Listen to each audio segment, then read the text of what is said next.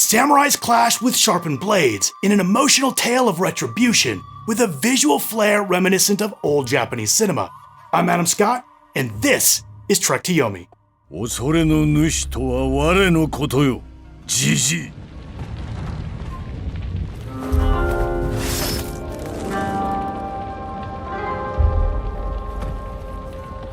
The first time I saw the trailer for Trek to Yomi, I was instantly transported back to film school. Inspirations from the legendary Akira Kurosawa were instantly evident.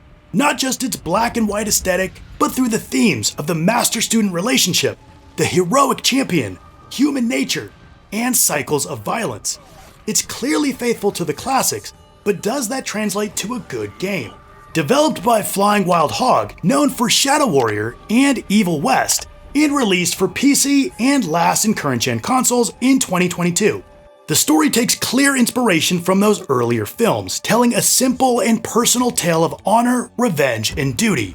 You play as a young samurai called Hiroki, who studied under his sensei Senjuro. Upon learning of a massacre in a small village, Hiroki seeks retribution for those responsible and sets off on a journey, traveling far in search of answers and to find his lost love Aiko. No, not Aoki. Hiroki leaves piles of bodies in his wake as he weaves through the Japanese countryside. This is essentially a linear side-scrolling action game with some exploration now and then, usually leading to either collectibles or health items, that type of thing. You'll travel down a mostly prescribed path with Onimusha-style camera angles, where you'll encounter and battle small groups of enemies, then move on to the next group and so on until you reach a boss at the end of the level, rinse and repeat. Checkpoints are generously strewn throughout the levels by way of lit shrines, so if you fall in battle, you'll quickly respawn there. Activating shrines also restores your health and saves your progress. It's not until later in the game where you'll have simple puzzles, requiring you to line up symbols on a lit area of a wheel. It's almost too easy.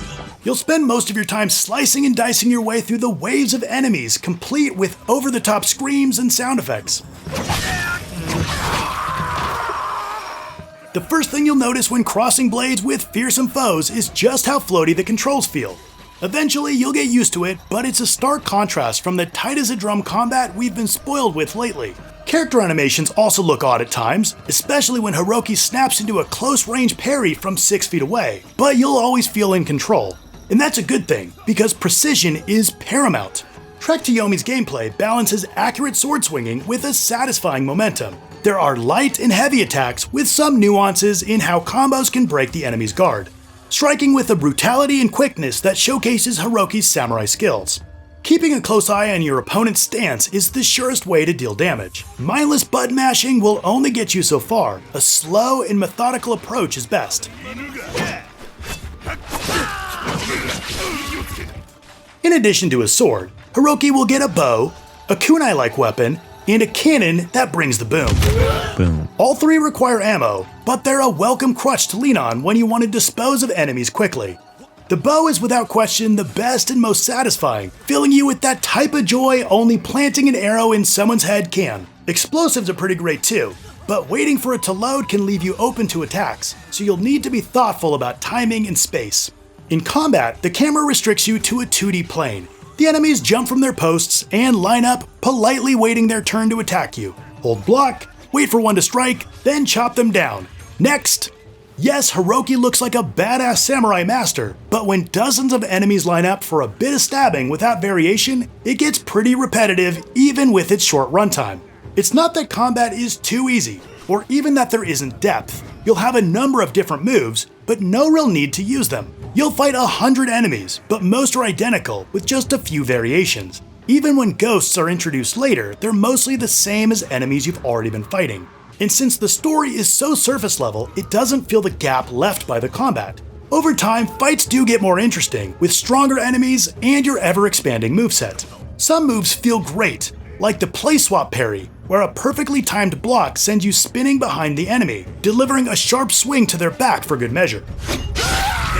Now, whether you actually need to do this is another story, however, and ultimately it's all too tempting to stick to a few tried and true combos. Once I learned the light overhead combination, it became my go-to. This not only interrupts most enemy attacks, but leaves them stunned and open to an instant finishing move that recharges your health. So yeah, that's pretty much broken, allowing you to drop whole groups with this move. That being said, I recommend playing on hard difficulty when enemies take and dish out more damage, forcing you to be more deliberate, building a rhythm of parries and strikes. Suddenly, there's more tension in your face-offs and grit in your blows, creating a more engaging experience overall. There's also a one-hit kill difficulty, although playing that for any length of time just sounds like torture. Take him to be tortured! Early in the game, you'll come to a deep ravine with a fallen tree creating a bridge. A waterfall cascades in the background. The breeze blows through the grass and leaves. Two murderous bandits stand on the other side. As Hiroki steps into the thick, cracked trunk, he knows he must fight to the death. The first bandit rushes forward and swings his blade. Hiroki blocks and follows with a deadly slash. The second repeats his friend's mistake. And well, that's it.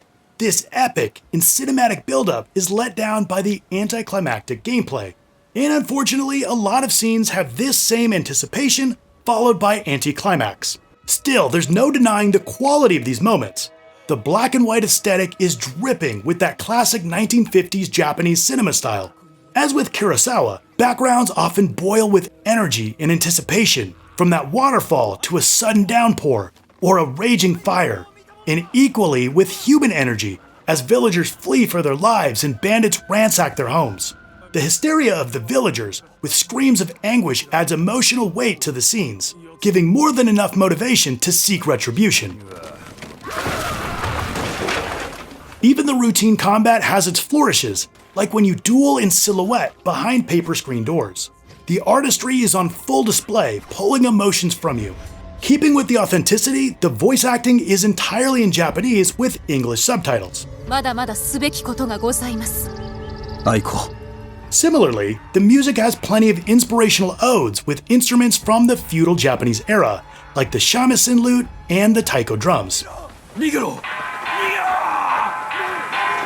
何者かの襲撃です。ヒロキ殿。